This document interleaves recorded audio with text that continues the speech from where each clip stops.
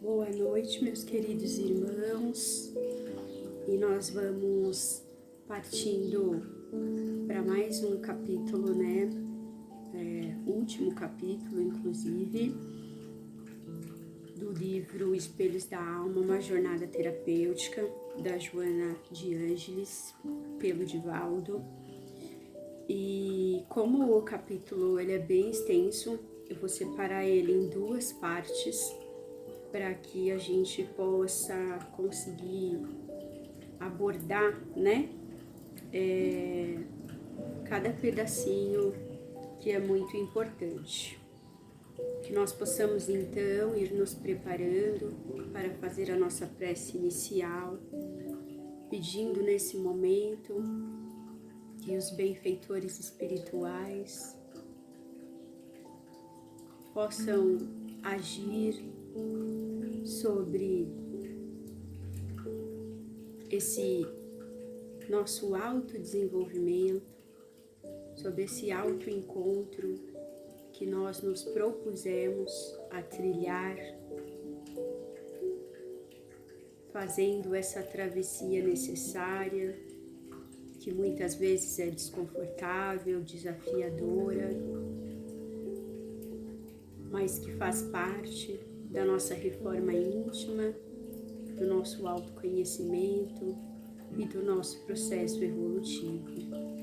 Que possamos tirar tudo aquilo que for importante e necessário para nos lapidar. Que assim seja, graças a Deus. Bom, hoje nós vamos entrar nesse último capítulo, abordando, né, o ser virtuoso, a mulher e o homem de bem. E como eu disse para vocês, acaba sendo o desfecho do livro, né, então é um capítulo bastante extenso. Eu vou abordar aqui quem sou eu, né, acho que a maioria de nós, se não todos, né, em algum momento da vida, fazemos, né, essa pergunta para nós mesmos. E essa foi a pergunta que esteve presente, se vocês conseguiram ali, né, entender bem o conceito do livro, mas ela teve presente por todo o livro, capítulo por capítulo. E mesmo parecendo simples, né, ela é muito profunda. Não existe jornada sem esse questionamento, né, de quem nós somos, para o que nós viemos, né, qual é o nosso propósito de vida. E desvendar quem somos nos impulsiona, né, na direção da busca do significado, que é o que nos move para querer entender melhor sobre aquilo que nós ainda não compreendemos. E dentro desse contexto, o conhecer-te a ti mesmo, né?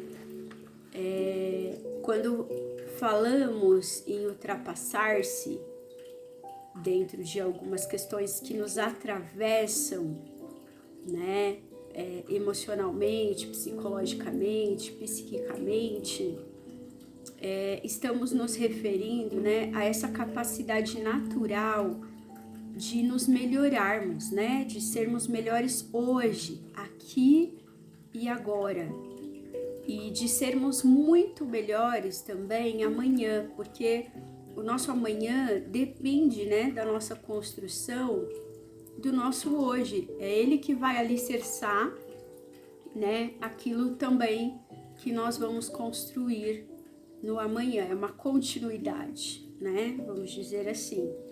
E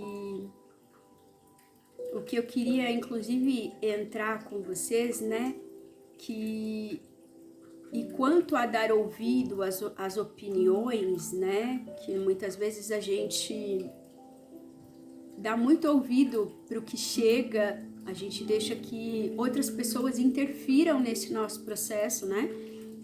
de autodesenvolvimento, nós somos muito influenciados também, né, pelo meio em que a gente vive, pelas pessoas que a gente convive, e dentro disso, né, já pararam para observar como nós sabemos o que é melhor para a vida dos outros, principalmente, né?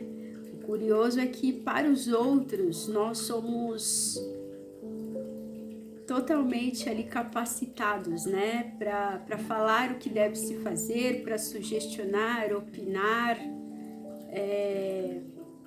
Só que na verdade, se a gente for olhar essa profundidade, nós somos os outros. Quando a gente fala para o outro, a gente fala pra gente, né? E é claro que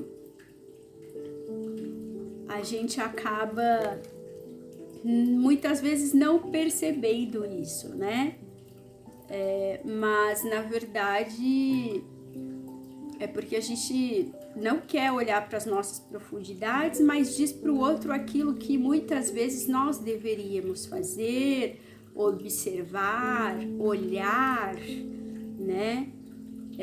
E qual é o ganho que tenho, né, em ser o que os outros querem que eu seja, quando a gente também deixa que essas interferências e que essas influências aconteçam, né? O que realmente eu ganho com isso? Assim como também serve, né, para as interferências espirituais que muitas vezes a gente sofre e a gente não se auto-observa o suficiente para vigiar aquilo que é meu e aquilo que não é meu, que é daquele irmãozinho, né, que tá ali por afinidade, chegando mais próximo, né, da gente. E no processo de autodescobrimento, precisamos aprender a ser, né, e para isso precisamos conhecer as nossas virtudes e evidenciá-las, né, e até mesmo também perceber em que momento elas nos colocam no caminho contrário dos nossos anseios, né? Sim, isso é possível. Principalmente quando nós estamos bem ali perdidos, né? E estamos trilhando ali, mas também não sabe por que a gente está caminhando por ali, por que a gente fez aquela escolha, né? E para isso precisamos vasculhar o nosso ser, descobrindo, né, onde o mal reside e transformá-lo no nosso maior aliado, né? Quanto mais eu me conheço, mais eu consigo lidar comigo mesmo. Quanto mais eu sei sobre mim, né, mais eu consigo controlar os meus anseios, controlar os meus impulsos, as minhas predisposições, né? E aí buscar o sentido da vida é inerente ao ser humano, né? Pois como seres pensantes, nós estamos sempre nos questionando e tentando compreender, né, por que nos encontramos nesta estrada e aonde essa viagem irá nos levar, né? Serei feliz quando chegar? Não serei? O que me espera por lá? Terei todas as minhas expectativas atendidas ou não? Por onde devo começar? Para onde devo ir? São tantas perguntas, né, que nós vamos fazendo ao longo da nossa existência.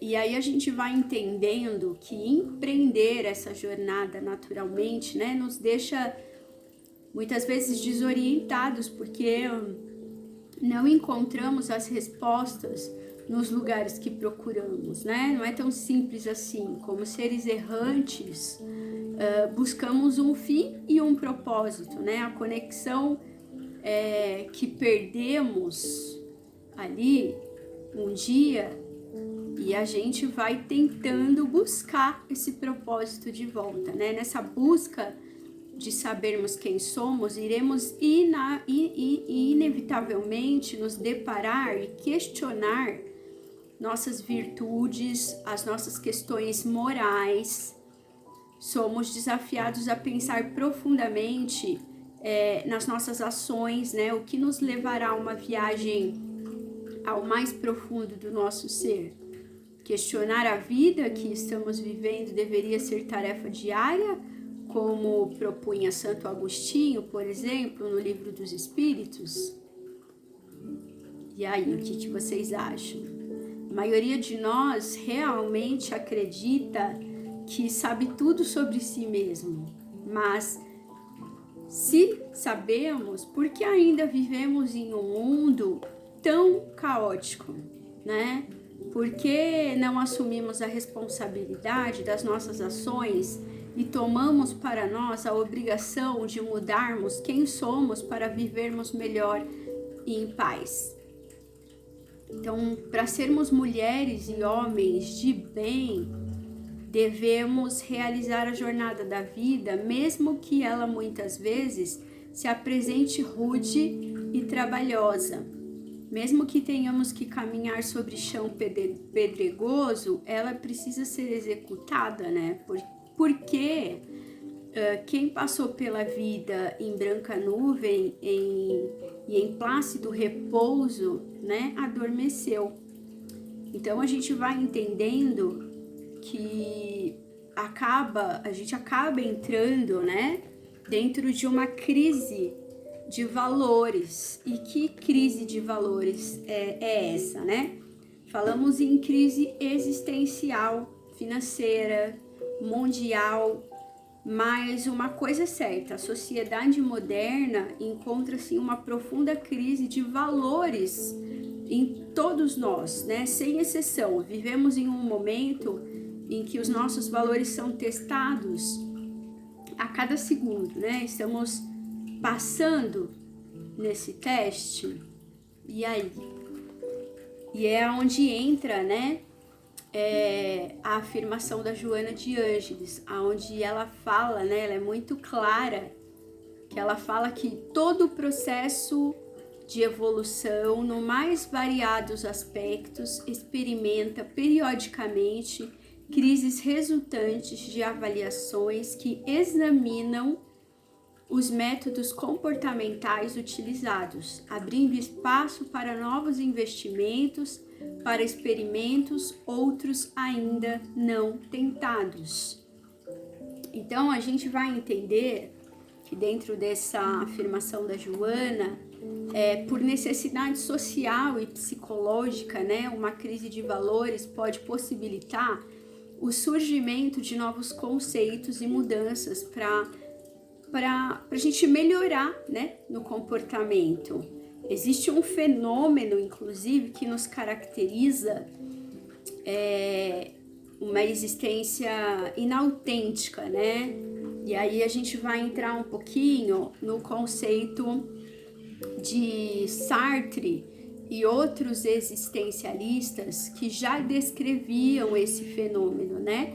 Eles diziam que ao perceber que sua existência é radicalmente inautêntica, o homem procura no ter o que não consegue no ser, né? Nós vagamos pelo materialismo, que vai desde o consumismo econômico e sexual até a violência, né, que vai desordenando ali os nossos dias.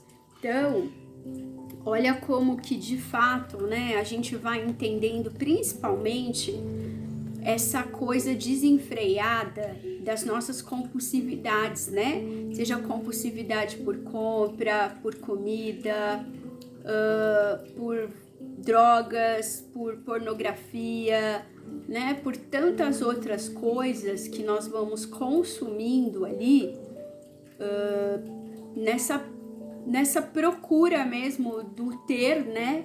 Porque nós não conseguimos se aprofundar. A gente tem dificuldade, né, de entrar nessa conectividade do ser. E que esse é o maior desafio, né, dentro dessa nossa existência. E aí tem também aqui no livro uma parte que pro Jung tais problemas nunca serão solucionados por meio de uma legislação ou por artifícios. Só podem ser resolvidos por uma mudança geral de atitude. Essa mudança não se inicia com a propaganda ou com reuniões de massa, e menos ainda com violência. Ela só pode começar com a transformação interior dos indivíduos. Ela produzirá efeitos mediante a mudança das inclinações e antipatias pessoais, da concepção de vida e dos valores, e somente a soma dessas metamorfoses individuais poderá trazer uma solução coletiva. Ou seja, como indivíduos modernos, né, medimos nossa consciência pela capacidade tecnológica, né, e aparentemente somos cônscios, né, graças à comunicação global que possibilita a interação virtual com todo o mundo. Então, olha onde que a gente coloca, né, a importância. Olha onde que a gente coloca a nossa consciência. A ciência, ela avançou, né, e com ela a nossa crença de que podemos comprar felicidade na farmácia, né? Que sociedade é essa que estamos compondo?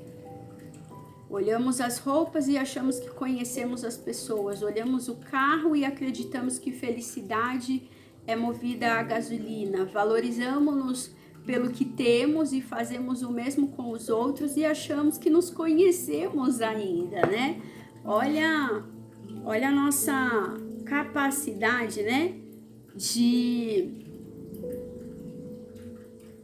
nos colocarmos, né, como sábios.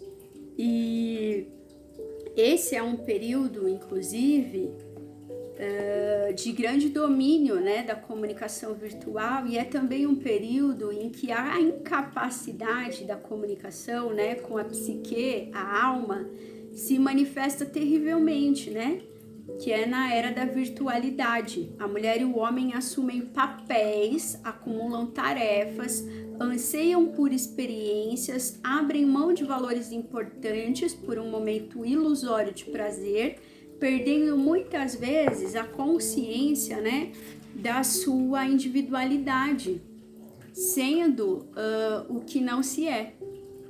Então, são as nossas enganações, né? E Sartre chamava esse comportamento, né, de viver em má fé, o que significa viver uma mentira, viver uma vida não autêntica, baseada em crenças falsas e, consequentemente, com atitudes equivocadas por serem baseadas na inautenticidade da vida. Então, olha só como nós, né, nos enganamos e como nós mentimos para nós mesmos e nos perdemos, né, muito facilmente e colocamos-nos tão à margem da vida que até com os ensinamentos do Evangelho, né, a gente também faz isso.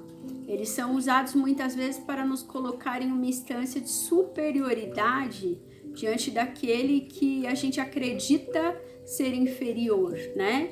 Em vez de vivermos a transformação moral que esses ensinamentos nos propõem. Então nós ficamos estagnados, projetando o nosso mal no outro, né? Porque nada mais é do que uma projeção que a gente faz naquilo que eu me conflito do outro, né? E que traz um melhor entendimento sobre mim. Então, quando perdemos, né, o contato direto com a nossa alma, a linguagem simbólica perde o significado para nós, né? Já não é tão compreensível a mensagem do inconsciente e mesmo os nossos sonhos, né, já não falam muito para nós.